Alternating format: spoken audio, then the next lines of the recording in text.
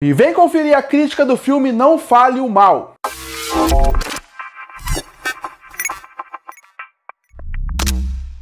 E eu assisti um filme que lançou agora há poucos meses chamado Não Fale o Mal. Filme esse que chamou muito a atenção, principalmente por ter como protagonista o James McAvoy, que é um excelente ator. Mas antes de entrar no filme e falar o que eu achei dele, se eu gostei ou não gostei, eu só queria fazer uma declaração antes. Porque pra quem não sabe, Não Fale o Mal, ele é um remake. Um remake de um filme dinamarquês lançado em 2022. Então antes de entrar na crítica, eu gostaria de destacar isso para mostrar como cada vez mais Hollywood faz remakes perto da sua versão original. E por que isso acontece? Acontece pelo motivo de os americanos não gostam de ler legendas. Isso é clássico e até o Bong Joon-ho, diretor de Parasita, deu uma declaração bem forte sobre isso quando ele ganhou o Oscar por Parasita. Ele falou que se as pessoas tivessem mais vontade de ler legendas, eles descobririam um mundo inteiro novo.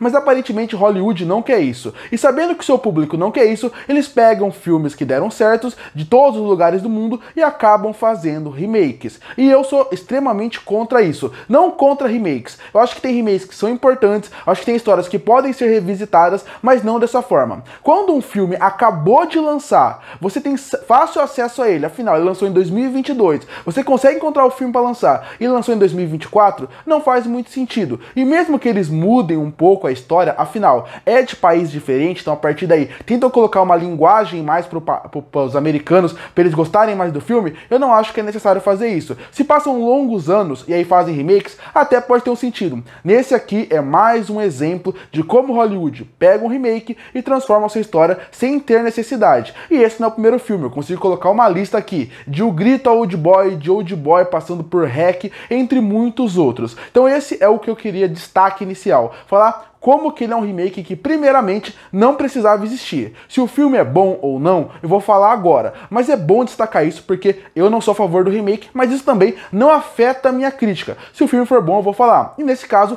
é um bom filme. É um filme realmente bom na forma como ele é trabalhado. Mas, principalmente por causa da atuação do James McAvoy. Não só ele está bem no filme, tem outros atores que também estão bem, mas o James McAvoy, ele consegue, a cada ano que passa, surpreender com as suas atuações. Ele consegue entregar uma quantidade de camada para os seus personagens que é muito interessante. Através do riso, da fala e da atuação, você consegue entender perfeitamente quem é esse personagem. Por exemplo, no começo do filme, o personagem dele, ele é muito divertido, ele é muito expansivo, ele tem um sotaque forte. Enquanto o filme vai andando, você consegue ver o quanto as expressões dele vão mudando e até o sotaque vai sendo perdido. Eu sei que isso era para ser básico de atuação, os atores têm que dar várias camadas para o seu personagem, mas o James McAvoy, ele tem que ser o grande destaque desse filme, num filme que tem boas atuações, porque ele carrega o filme nas costas. Ele, com a sua atuação, consegue deixar você preso no mistério que o filme quer ter. Porque pra quem não sabe sobre o que é Não Fale o Mal, ele conta a história de um casal que está passando por um momento difícil e resolve tirar férias na Itália. Quando eles tiram essas férias na Itália, eles acabam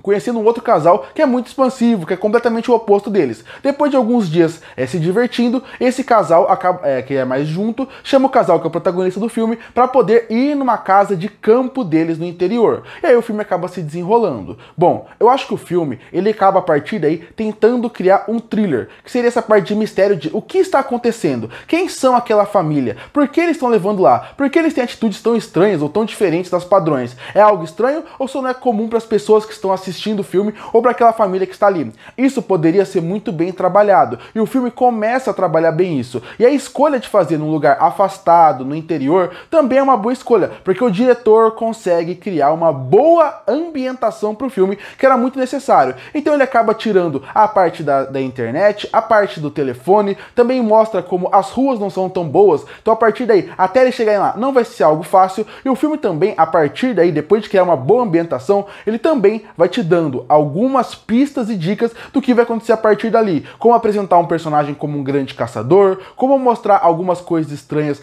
em volta da casa. Tudo isso é interessante, a ambientação é boa. E além da ambientação ser boa e o filme conseguir te dar pistas de uma forma interessante, sem te entregar o que está acontecendo de cara, o filme também tem o James McAvoy, que vale destacar. Ele consegue carregar o filme. A atuação dele indica o quanto o filme está indo bem. E já que ele está bem o filme inteiro, já que ele está no filme inteiro, você acaba ficando preso. Então, para mim, o filme tem bons atores, além do James McAvoy, ele tem uma boa ambientação e ele consegue te deixar preso para saber o que está acontecendo aí. Mas para mim, um thriller é muito mais do que criar uma ambientação e ter bons atores. Para um thriller funcionar, outra coisa que tem que ser muito boa seria como você vai construir esse mistério. E pra mim, aí é que vive o calcanhar de Aquiles desse filme. E por que eu falo isso? Porque realmente, você fica intrigado pra saber qual vai ser o resultado dali. Mesmo que algumas coisas sejam previsíveis. O final em si não é previsível, mas você consegue matar algumas batidas de onde o filme vai. Mas o meu grande problema com o filme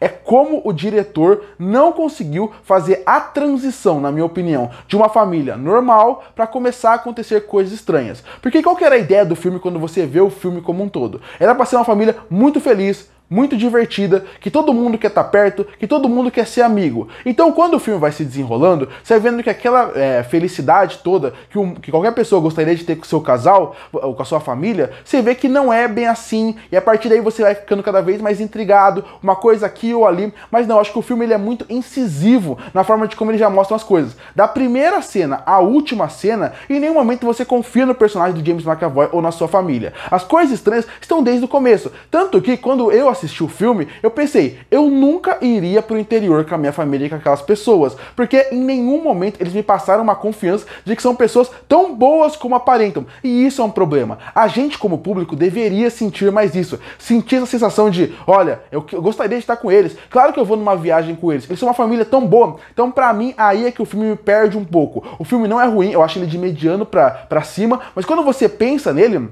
você pensa que se eles transformassem muito bem esse mistério, eu acho que funcionaria bem. Vou dar um exemplo de um filme recente que eu acho que trabalha um pouco isso, que seria o Midsommar. O Midsommar, que é um filme que muita gente não assistiu porque é um terror psicológico e tal, e quem assistiu ama, ele é um filme que ele trabalha bem isso. Você sente que tem coisas estranhas, mas quando o filme vai se desenvolvendo, você vai ficando preso para saber o que está acontecendo daquela cultura diferente. Então você acaba ficando preso até que chega a grande revelação. Aqui eu acho que eles poderiam trabalhar um pouco melhor isso, nesse conceito de vamos trabalhar o mistério, vamos construir a família e ver que aqui tem uma pessoa tem uma cicatriz no corpo, aqui tem uma coisa estranha nessa fazenda, e a gente vai percebendo que não é tão normal. Isso seria interessante. Pra mim, em nenhum momento eu fiquei confortável com aquela família. Eu acho que essa é uma sensação que o filme não trabalha tão bem. Eu acho que o final também, quando ele vai mais pro lado da ação, não é uma ação ruim, mas é aquele final que alguns pontos também poderiam ser um pouco melhor. E acaba, não é decepcionante o final, é um final até bom pra quem tá assistindo, você quer que chegue naquele ponto, porque você chega num ponto de raiva que você quer sair dali, mas quando você pensa no filme, até esse final poderia até criar um pouquinho mais de tensão em alguns pontos. Outra coisa que não ajuda muito a criar o thriller seria a trilha sonora, que começa bem, mas eu acho que a batida em nenhum momento também te deixa tranquilo. Um dos motivos pra você não ficar tranquilo é que a trilha parece que sempre te deixa alerta pro que pode acontecer. Então você nunca tranquiliza com o que pode ser. No fim, Não Fale o Mal não é um filme ruim, é um filme que vale seu tempo pela boa atuação do James McAvoy.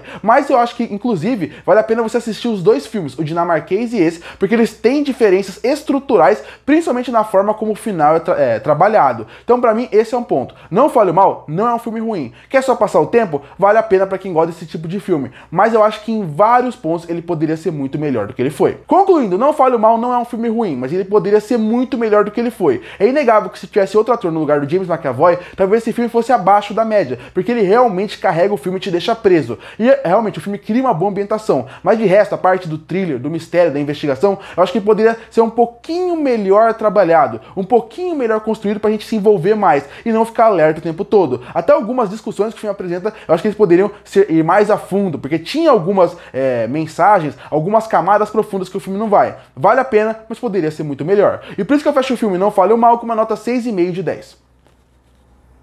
Curte pra fortalecer o canal, se inscreve pra não perder os próximos vídeos. E aí, o que achou de Não Fale o Mal? Você gosta ou não? Comenta aqui embaixo. E eu volto no próximo vídeo.